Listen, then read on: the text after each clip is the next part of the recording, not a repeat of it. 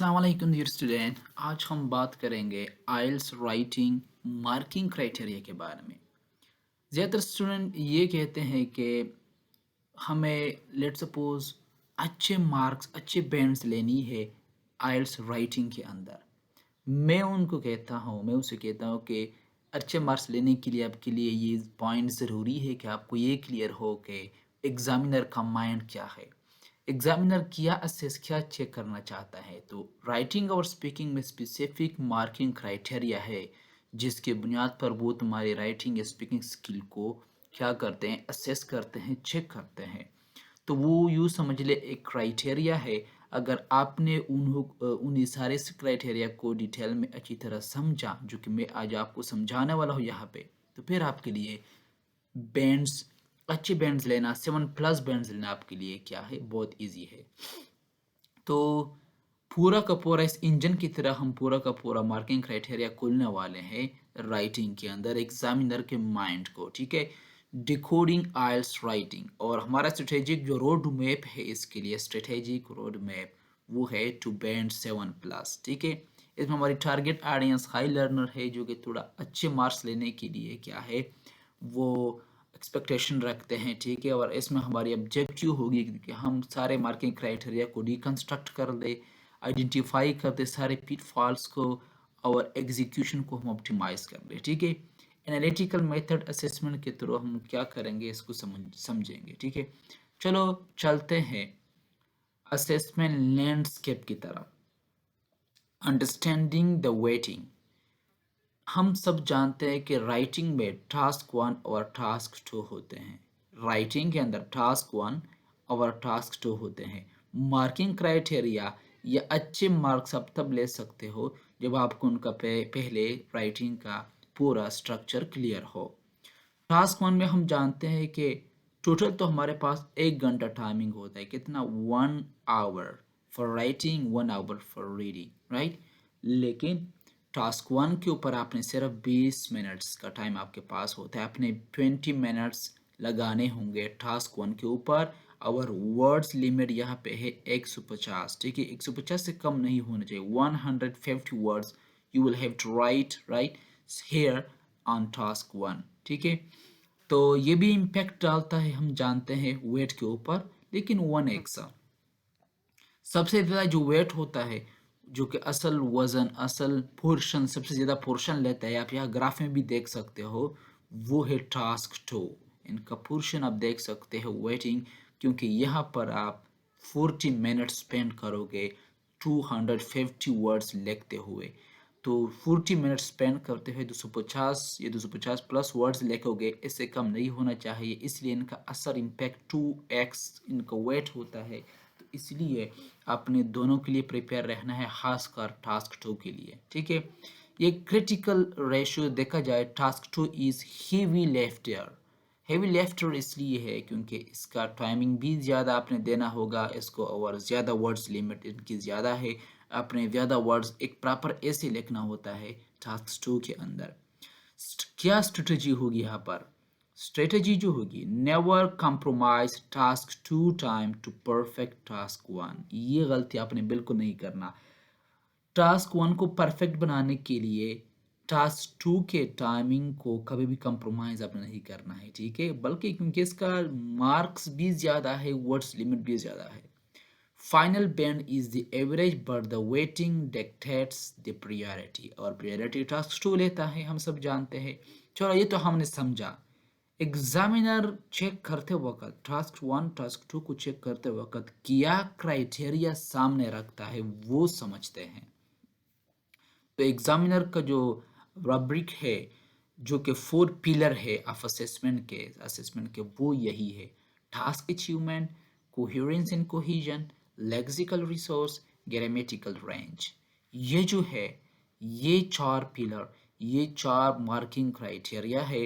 Examiner ये चीज़ें तुम्हारे राइटिंग के अंदर देखता है, इन 4 चीज़ों के ऊपर वो फोकस करता है। अगर आपने ये चीज़ें मेंटेन रखी है टास्क 1 टास्क 2 के अंदर, तो आप अच्छे बैंड्स ले सकते हैं। टास्क अचीवमेंट का मतलब क्या है ये तो हम देखेंगे सारी चीज, लेकिन टास्क चारों में से देखा जाए चारों मिला के 100% वेटेज बनता है पूरे असेसमेंट का।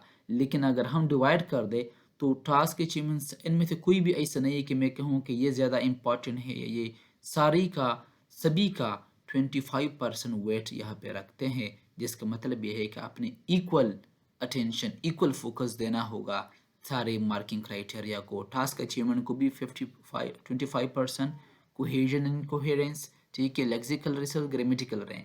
टास्क अचीवमेंट में फोकस होती है कंटेंट एंड रेलेवेंस के ऊपर, ठीक है, कि क्या आपका जो कंटेंट आपने लिखा है वो रेलेवेंट है कि नहीं है, टास्क आपने अचीव किया कि नहीं। एक रेलेवेंट कंटेंट लिख के आप टास्क अचीव कर सकते हो। कोहेशन कोहेरेंस में हमारी फोकस होती है एक कैंडिडेट की वो लिखते वक्त कि आपका लॉजिक और फ्लो बरकरार रहे फ्रॉम पैराग्राफ टू पैराग्राफ, ठीक है, from sentence to the next sentence. तो लॉजिक फ्लो बरकरार रखना ज़रूरी है, तुम्हारा आइडिया, तुम्हारा फ्लो, तुम्हारी कनेक्टिविटी ब्रेक ना हो। लेक्सिकल रिसोर्स में हमारी फोकस वोकेबलरी प्रिसीजन्स के ऊपर होती है कि क्या आप प्रिसाइजली प्रिसीजन के साथ वोकेबलरी का चूज़, जो डिक्शन है वर्ड्स का, क्या properly according to the situation अल्फाज उठा सकते हैं और उसको यूज़ कर सकते हैं कि नहीं। तुम्हारे जो वर्ड्स लिमिट है, तुम्हारे वर्ड्स का जो यूज़ है, how you playing with the words, how you will be playing with the words while writing something. तो लेक्सिकल रिसोर्स अगर आपका अच्छा हो इन वोकैबुलरी कलेक्शन ऑफ वर्ड्स, तो फिर आप लेक्सिकल रिसोर्स अच्छी तरह अचीव कर सकते हो।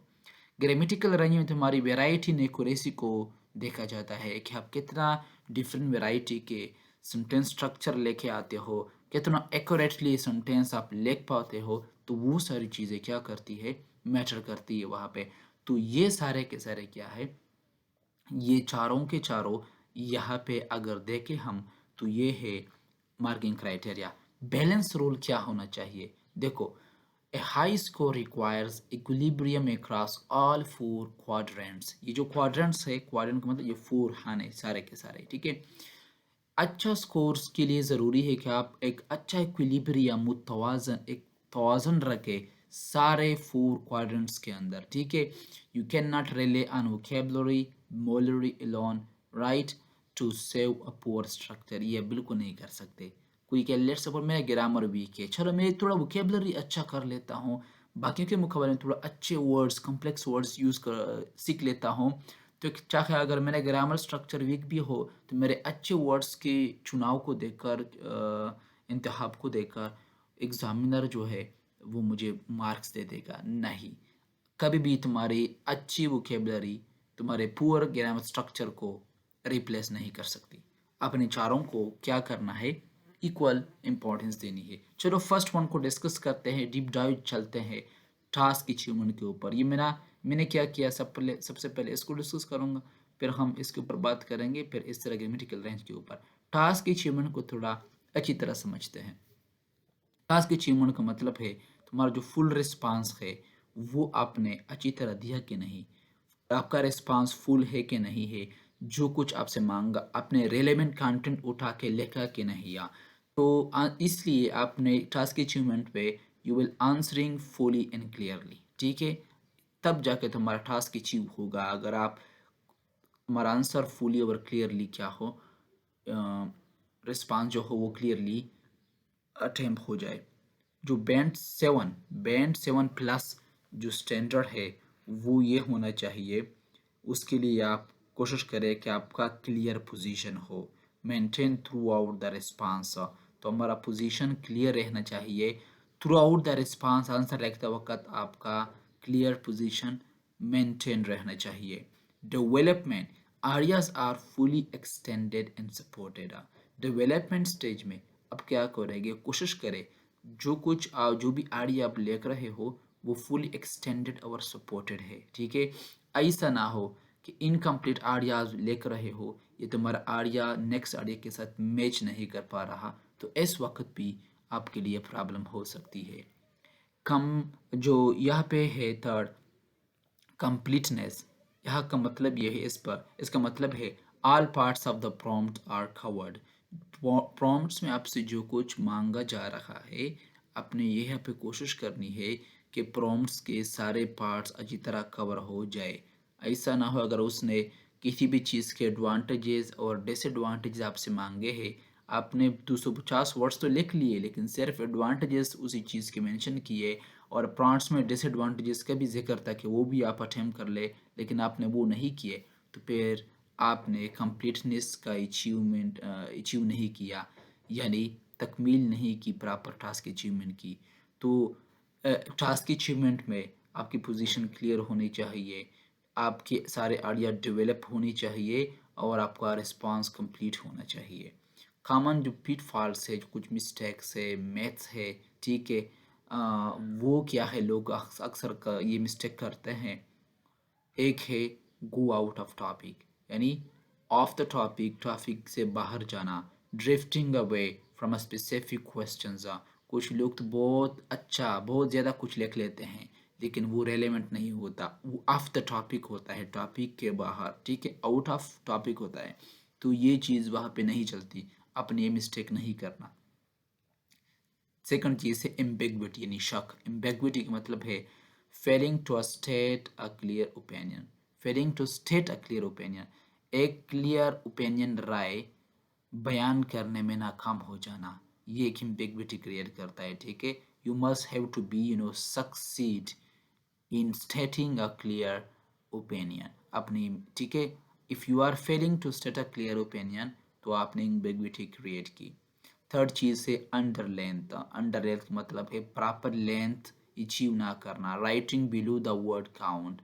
वर्ड काउंट अगर टास्क 1 की बात की जाए, एक 150 और टास्क 2 में 250 वर्ड काउंट्स, अगर आप नीचे चले गए बिलो तो आप अंडर लेंथ हो गए, तो आपके मार्क्स कम हो सकती है। ये सारी चीज़ें टास्क अचीवमेंट में आती है, वो ये चीज़ें टास्क अचीवमेंट के अंदर वो इन सारी चीज़ें काउंट करते हैं एग्जामिनर। मेमोराइज्ड ऐसे, अच्छा बहुत सारे लोग ये करते हैं, जो लोग कमज़ोर हो वो कहते हैं चलो चलो मैं सारे प्रीवियस टेस्ट उठा लेता हूँ, जितने भी उसने एग्ज़ाम में मांगे हो सकते हैं वो फिर से आ जाए। मेमोराइज्ड ऐसे आपको नहीं बचा सकती। Using pre learned template that don't fit. Memorise ऐसे में ये हो सकता है कि आपकी क्रिएटिविटी किल हो जाती है, आप फ्लेक्सिबिलिटी नहीं ला सकते, तो इसलिए उसने जो कुछ मांगा है अब वहाँ पे फिट नहीं हो सकते, क्योंकि आप जो कुछ लिख रहे हो वो प्री लर्न टेम्पलेट है, एक ऐसा टेम्पलेट नमूना है जो कि आपने पहले ही से सीखा है, मेमोराइज किया है। तो ये कॉमन पिटफॉल्स, अपने ये मिस्टेक्स नहीं करना है, फुल रिस्पॉन्स आपने देना है, क्लियर पोजीशन के साथ, डेवलप आइडिया के साथ, कंप्लीट रिस्पॉन्स के साथ, ठीक है, तब आपका टास्क अचीवमेंट क्या होगा, अचीव होगा, ठीक है, with fully and clearly answering them. चलो फिर सेकंड चीज की तरफ आते हैं, कोहेरेंस एंड कोहेजन। इसका क्या मतलब है? इसका मतलब है लॉजिक, फ्लो एंड ऑर्गेनाइजेशन। तुम्हारे ऐसे का, राइटिंग का, तुम्हारे पैराग्राफ पैसेज का एक लॉजिक फ्लो होना चाहिए, एक वेल ऑर्गेनाइज होना चाहिए। देखो, कोहेजन कोहेरेंस में हम दो चीज़ें का ख्याल रखते हैं। एक तो प्रॉपर वर्ड लिंकर के थ्रू, एक कोहेसिव डिवाइसेस के थ्रू हम paragraph to paragraph, sentence to sentence proper एक दूसरे को कनेक्ट करने की कोशिश करते हैं, और दूसरी तरफ हम पैराग्राफ टू पैराग्राफ आडियो को भी एक लॉजिक फ्लो के साथ कनेक्ट करने की, ऑर्गेनाइज करने की कोशिश करते हैं। तो जो दोनों चीज़ें मैटर करती है, वर्ड्स के साथ, सेंटेंस एंड वर्ड्स पैराग्राफ के साथ भी आपस में कनेक्शन, फ्लो, लॉजिक फ्लो होना चाहिए, और लिखते वक्त उसी पैराग्राफ सेंटेंसेस के अंदर आइडियाज जो आप कन्वे कर रहे हो उसके अंदर भी एक प्रॉपर क्या होना चाहिए, फ्लो होना चाहिए।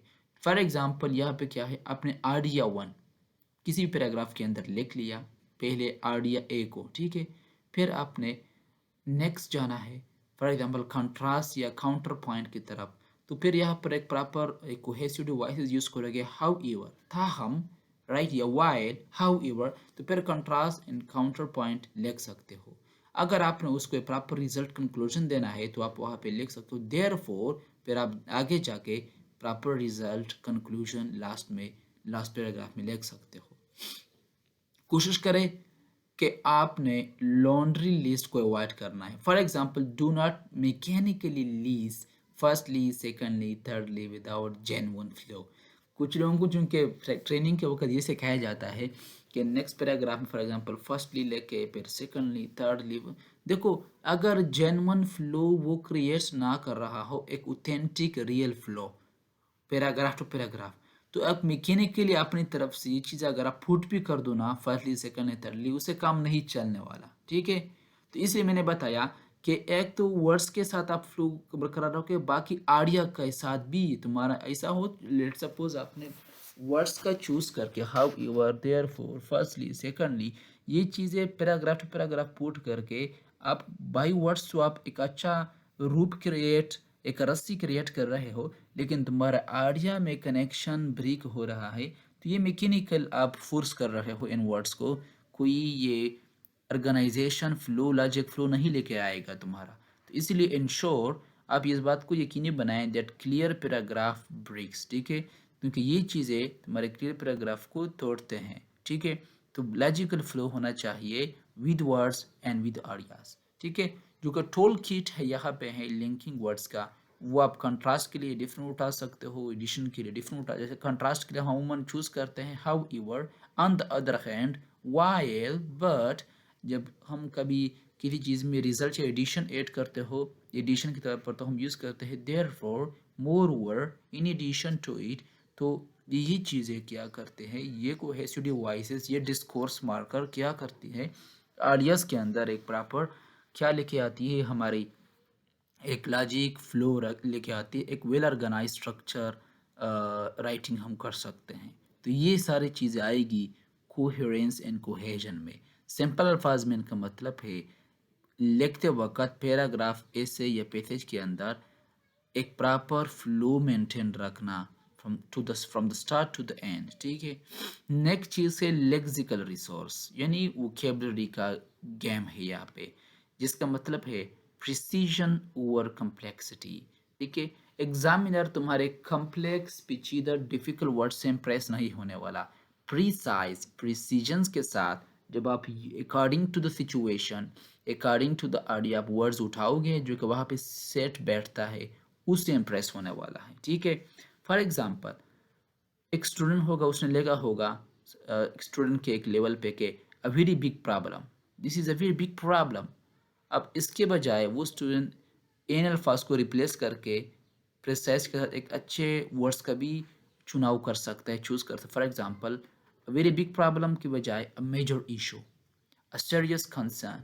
ये बैंड 7+ वाले जो कि अगर आप ये अपग्रेड चाहते हो जो 7+ वाले स्टूडेंट यूज़ करते हैं, तो सिंपल ये भी ठीक है, बिल्कुल ठीक है, वेरी बिग प्रॉब्लम, ठीक है, लेकिन ये बहुत ही बेसिक लेवल के अल्फाज है।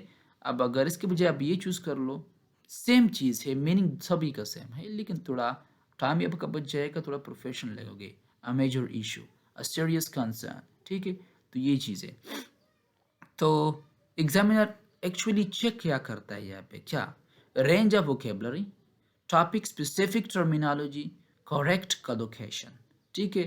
करेक्ट कलोकेशन का मतलब किसी वर्ड के साथ दूसरे अल्फाज का सही बैठ जाना, जैसे कि कुछ words follow by preposition, he is good in English, नहीं he is good at English, get upset, get worried, right, get for example get out, ये कलोकेशन है। तो एक प्रॉपर करेक्ट कलोकेशन उठाना, वोकेबलरी का एक प्रॉपर रेंज यूज़ करना, same words की रिपीटिशन मत किया करें, रेड अगर उसके लिए एक दूसरा रेंज का वोकेबलरी आपके पास मौजूद है सिनोनिम की शक्ल में, तो आप वो यूज़ कर सकते हो अगर कोई लफ्ज़ बार बार तुम्हारे राइटिंग के अंदर आ रहा है, ठीक है। टॉपिक स्पेसिफिक टर्मिनोलॉजी बहुत मैटर करती है, टॉपिक स्पेसिफिक टर्मिनोलॉजी जो जॉर्गन है, ठीक है, जॉर्डन, तो स्पेसिफिक टर्मिनोलॉजी को यूज़ करना बहुत मैटर करता है। कुछ मिस्टेक्स पिटफॉल्स मैथ जो कि आपने अवॉइड करना है, नहीं करना है, कुछ mistake, repetition of the same words, आपने सेम वर्ड्स की रिपीटिशन नहीं करनी, incorrect usage of complex words. अब कॉम्प्लेक्स एक पेचीदा अल्फाज उठा के खुश तो हो, लेकिन आपने इनकरेक्टली यूज़ किया जहाँ पे उनको नहीं यूज़ करना चाहिए था, तो ये तुम्हारी मिस्टेक है। स्पेलिंग एरर नहीं करनी है। आप पहले ये तो लोगों की बहुत अच्छी थी राइटिंग, अब चूंकि सब कुछ एआई का दौर आ गया, टेक्नोलॉजी का दौर है, तो स्टूडेंट की राइटिंग तो तबाह हुई है, ऑलरेडी हो चुकी है। ज़्यादातर स्टूडेंट की राइटिंग तबाह हो गई, साथ साथ में उसकी स्पेलिंग भी तबाह हो गई, क्योंकि लोग प्रैक्टिस नहीं करना चाहे, सब कुछ बस ऑनलाइन हो रहा है, तो स्पेलिंग मिस्टेक बहुत ज़्यादा स्टूडेंट आजकल करते हैं, ठीक है। चलो लास्ट चीज़ डिस्कस करते हैं ग्रामेटिकल रेंज। ग्रामेटिकल रेंज का मतलब यह है वेराइटी एंड एक्यूरेसी, ग्रामर का different variety, structure and accuracy के साथ यूज़ करना, ठीक है। जो लोग 7+ स्ट्रेटजी अपनाते हैं वो स्टूडेंट वो 3 पॉइंट्स का यूज़ करते हैं। Mix sample and complex sentence structure, कुछ भी लिखते वक्त सैम्पल और कॉम्प्लेक्स सेंटेंस का स्ट्रक्चर को वो मिक्स करते हैं, ठीक है। सिंपल, कंपाउंड, कॉम्प्लेक्स सेंटेंस, ये सारी चीज़ें आप लोगों ने पढ़े होंगे। अच्छा, हम इसको पढ़ेंगे भी डिटेल में, ठीक है, डोंट वरी, ये चीज़ें हम पढ़ेंगे राइटिंग सेक्शन में। दूसरी चीज़ है मेंटेन हाई एक्यूरेसी, राइट। और वो जो 7+ लेते हैं बैंड्स वो बहुत हाई एक्यूरेसी मेंटेन रखते हैं, एक्यूरेटली चीज़ों को रखते हैं सारी चीज़ें, जिसके अंदर बहुत फ्यू एरर्स, बहुत ही चंद गलतियाँ होती है, बहुत कम, ठीक है। इसलिए क्योंकि वो एक्यूरेसी बहुत अच्छा मेंटेन रखते हैं।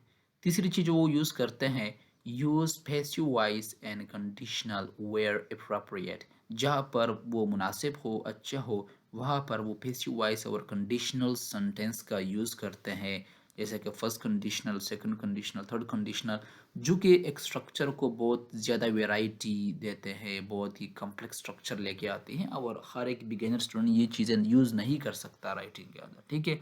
तो कॉम्प्लेक्सिटी आती है सिर्फ अगर आप सब्जेक्ट वर्ब ऑब्जेक्ट वाला स्ट्रक्चर यूज़ ना करो, बल्कि आप सब्जेक्ट वर्ब ऑब्जेक्ट के साथ डिपेंडेंट क्लास भी ऐड कर सकते हो। अगर आप यहाँ पे कॉम्प्लेक्स सेंटेंस यूज़ करना चाहते हो, साथ में आप वर्ब के साथ कंजंक्शन मॉडिफायर भी ऐड कर सकते हो, या मॉडिफायर, डिफरेंट मॉडिफायर, जैसे कि हम एडजेक्टिव वर्ब का यूज़ करके आर्टिकल का यूज़ करके चीज़ों को मज़ीद मॉडिफाई कर सकते हैं हम लोग।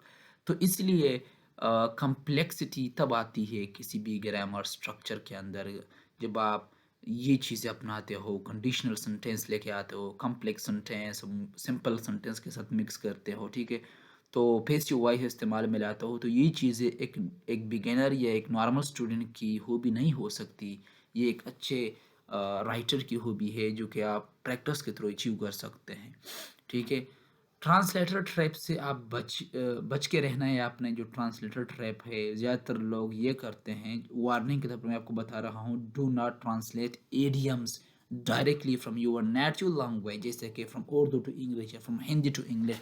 जो एडियम्स आपने अपनी ज़ुबान में सुने हैं, ज़रूरी नहीं क्योंकि एडियम्स की ये हॉबी है, बल्कि एडियम के अलावा और भी बहुत सारे ऐसे अल्फाज हैं जो कि हमारी ज़ुबान में उनकी एडियम मुहावरा अलग होता है, इंग्लिश में उसके लिए डिफरेंट वर्ड्स यूज़ होते हैं, तो डायरेक्ट ट्रांसलेशन आप नहीं कर सकते। एक और कॉमन एरर जो लोग करते हैं, टेंस कंसिस्टेंसी और आर्टिकल मिस यूज़ करते हैं। टेंस कंसिस्टेंसी वो नहीं रख पाते, they don't know. Let's suppose बात किसी ऐसे के ऊपर, उसे ऐसा टॉपिक मांगा गया है जिसके ऊपर किसी प्रीवियस टॉपिक के ऊपर उसने बात करनी है, किसी पास्ट इवेंट के ऊपर, तो बेसिक सी बात है वो पास्ट टेंस ही यूज़ करेगा, तो वो टेंस कंसिस्टेंसी नहीं रख पाता, कभी प्रेजेंट में आ जाता है लिखते वक्त, तो कभी पास्ट कभी फ्यूचर में चले जाते हैं उनके सेंटेंस स्ट्रक्चर। तो टेंस की कंसिस्टेंसी आपने रखनी है जो कुछ आपसे मांगा जा रहा है, राइट। आर्टिकल का मिस यूज़, ए और दी का या इनका गलत जगह पर आर्टिकल प्रपोजिशन का अक्सर लोग मिस यूज़ करते हैं, जिसके ऊपर हम बहुत सारे एग्जांपल देखेंगे नेक्स्ट लेक्चर्स में। ये आपने नहीं करनी, ठीक है। तो कुछ चीज़ें हैं हम कल भी डिस्कस करेंगे, ठीक है। टास्क 1 का जो फोकस है, टास्क 2 का, लेकिन ज़रूरी है कि मैं थोड़ा टास्क 2 के फोकस के ऊपर आपको कुछ चीज़ें बता दूँ, क्योंकि ये एक बहुत ही ज़्यादा हीवी लेफ्टर है, बहुत भारी चीज़ है, इस टाइमिंग भी ज़्यादा रहता है, वर्ड्स लिमिट भी इसका ज़्यादा है। तो एप्लीकेशन है रेसेंट प्रॉम्प्ट एनालिसिस। क्या मतलब है, लेट्स सपोज आपको ये देखा गया, आपको किसी भी रिस्पांस के ऊपर टास्क 2 में आपसे कुछ मांगा गया, ठीक है। पहली बात तो ये स्टेट पोजीशन इमीडिएटली। इंट्रोडक्शन में आप क्लियर पोजीशन मेंटेन रखोगे, इंट्रोडक्शन दोगे उसी टॉपिक का, यहाँ पे आप स्टेट बयान करोगे किसी भी उस पॉइंट की पोजीशन जल्दी इमीडिएटली, राइट। फिर बॉडी पैराग्राफ 1 आएगा, बॉडी पैराग्राफ 2 आएगा, बॉडी पैराग्राफ में आप आर्गूमेंट दोगे for public transport. Let's suppose अगर कोई आपसे ट्रांसपोर्ट के ऊपर बात चल रही है, बॉडी पैराग्राफ 2 में आर्गूमेंट अगेंस्ट रोड्स, ठीक है। दूसरा चीज़ ये तब होगा अगर आपका क्या हो, अगर आपका प्रॉम्प्ट ये हो, some people think Government should invest more in public transport instead of building new roads. Do you agree or disagree? आप इसका मतलब ये हुआ कि ये एग्री एंड डिसएग्री ऐसे है। यहाँ पे आप क्या करोगे, you will identify the specific conflicts, public transport versus roads. तो यहाँ पे आप एग्री अपना वो भी डिस्कस करोगे कि आप चाहे इसके साथ एग्री हो या नहीं हो, और डिसएग्रीपन भी जाहिर करोगे। तो आप पर डिपेंड करता है कि आप पब्लिक ट्रांसपोर्ट के साथ एग्री हो या रोड्स के साथ, ठीक है। तो सम पीपल थिंक, कुछ लोग ये सोचते हैं कि government should invest more in public transport instead of building new roads. बाद लोग ये सोचते हैं कि हुकूमत को पब्लिक ट्रांसपोर्ट, जो कि गाड़ियाँ जो ट्रांसपोर्ट आती है, रेलगाड़ीज़, ये बसें वगैरह, ठीक है, जो ज़राए हैं हम लोगों का हम दो रफ्त, उसमें ज़्यादा इन्वेस्ट करना चाहिए अपने पैसे वगैरह, ठीक है, फंड्स, बजाय इसके नए रोड्स बनाने के। आप आपसे एक समझदार मांग पूछ रहा है, डू यू एग्री, या क्या आप इसके साथ एग्री हो या डिसएग्री हो। तो फिर आप इंट्रोडक्शन दोगे, अपना पोजीशन क्लियर करोगे, ठीक है। आप अपना आपका क्या राय है। बॉडी पैराग्राफ 1, बॉडी पैराग्राफ 2, एक चीज़ आपने मिस नहीं करना। फॉर एग्जांपल आपने सिर्फ बात की पब्लिक ट्रांसपोर्ट के ऊपर नहीं, यहाँ पर दो चीज़ें मेंशन है, न्यू रूट्स, पब्लिक ट्रांसपोर्ट, ठीक है। तो यहाँ पर आर्गूमेंट पेश करोगे पब्लिक ट्रांसपोर्ट के लिए, यहाँ पर आर्गूमेंट पेश करोगे रोड के लिए। अगर रोड के खिलाफ हो तो अगेंस्ट रोड्स आप यहाँ पे पेश करोगे। अगर इसके खिलाफ हो तो आप आर्गूमेंट पेश करोगे रोड के लिए, और यहाँ पे अगेंस्ट पब्लिक ट्रांसपोर्ट, ठीक है। तो आप पर है। तो बड़ी पैराग्राफ 1, बड़े पैराग्राफ 2 में जो चीज़ें आपने उठानी है, एक पैराग्राफ में एक चीज़, दूसरे में दूसरी चीज़, कंक्लूजन में आप मैंडेटरी समरी दोगे। लेकिन एक चीज़ याद रखना, वार्निंग के तौर पर, missing the conclusion is a major score penalty. कुछ लोग कहते हैं चलो मैंने सारा डिस्कस तो यहाँ पे एड्रेस कर दिया सारा चीज़, बड़ी पैराग्राफ 1 के अंदर, पैराग्राफ 2 के अंदर। कंक्लूजन क्यों ज़रूरी है, कंक्लूजन ज़रूरी है, ठीक है। ये एक प्रॉपर स्ट्रक्चर होता है किसी भी चीज़ का, किसी भी ऐसे का, ठीक है, खासकर टास्क 2 का, क्योंकि वो यहाँ पे तो आपने ऐसे लिखना होगा। तो इसीलिए यहाँ पे स्ट्रक्चर को भी मेंटेन रखना, तो सारे मार्किंग क्राइटेरिया को मद्देनज़र रखते हुए ये सारे आप आगे बढ़ोगे, ठीक है।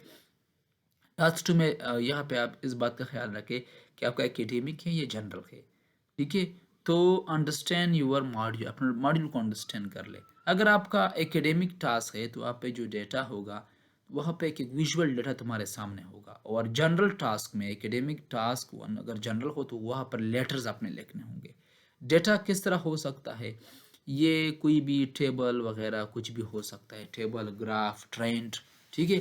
तो इस तरह का चीज़ हो सकता है। रूल क्या आप अपनाओगे, facts and trends only, no opinion, ठीक है। लिखते वक्त अपनी ज़ाती राय आप नहीं दोगे, बल्कि आप जो फैक्ट्स, जो ट्रेंड्स तुम्हारे डेटा में, आप विजुअल डेटा में देख सकते हो, उसी को अपनाए कि आप अल्फाजी शक्ल दोगे, वर्ड्स की शक्ल में डिस्क्राइब करोगे, अपनी ओपिनियन नहीं दोगे। क्या क्या रिक्वायरमेंट इसके लिए, the overview paragraph summarising trend is mandatory. Paragraph को ओवरव्यू देना पहले, फिर अब उसको ट्रेंड को पूरा समराइज करना, ये बहुत ज़रूरी है, सबसे रिक्वायरमेंट। टिप आपने याद रखनी है, do not list every number, group the data. हर एक नंबर को लिस्ट मत करो, बल्कि डेटा को ग्रुप की फॉर्म में लेके आओ। लिखते वक्त 150 वर्ड्स आपने लिखने यहाँ पे। आइल्स जनरल टास्क में, यहाँ पे ऐसे तो दोनों में सेम होता है, लेकिन यहाँ पे टास्क 1 में फिर होता है लेटर, खत, अगर किसी का आइल्स जनरल हो। यहाँ पे आप मैनेज योर ट्यून, फॉर्मल या इनफॉर्मल, फॉर्मल लेटर लिखना चाहते हो या इनफॉर्मल, ट्यून क्या है आपका वो आप मैनेज करो। रिक्वायरमेंट क्या है, cover every bullet point in the prompt. Prompt में हर एक बुलेट पॉइंट को अपने कवर करना है, किस को खत लिखना है, किस चीज़ के ऊपर लिखना है। टिप क्यों, एक टिप आपने याद रखना, यूज ए अप्रोप्रिएट ट्रेंड एनक्लोजर, एक अच्छे मुनासिब ओपनर यूज़ करें, एनक्लोजर। हर एक लेटर का एक ओपनर होता है, एक क्लोजर होता है, ठीक है। तो नेक्स्ट लेक्चर में कुछ कॉमन टिप्स, कुछ मिस्टेक्स है जो कि राइटिंग में ज़्यादा स्टूडेंट करते हैं, वो टिप्स, वो मिस्टेक हम डिस्कस करेंगे। तो लेक्चर को बहुत ज़्यादा लेंथी हो जाएगा, आज के लिए इतना ही काफ़ी है, ठीक है। हम लोगों ने टास्क 1 के ऊपर कुछ चीज़ें डिस्कस की, टास्क 2 के लिए इस तरह हमने 4 grammatical range, lexical resource, cohesion and coherence, task achievement, 4 main marking criteria के ऊपर आज बात की, ठीक है। और साथ में थोड़ा स्ट्रक्चर को भी समझा। तो आई होप आज के लिए इतना ही काफ़ी है। See you again in the next lecture. जो भी आपको क्वेश्चन हो आप कमेंट में मुझसे पूछ सकते हैं, ठीक है।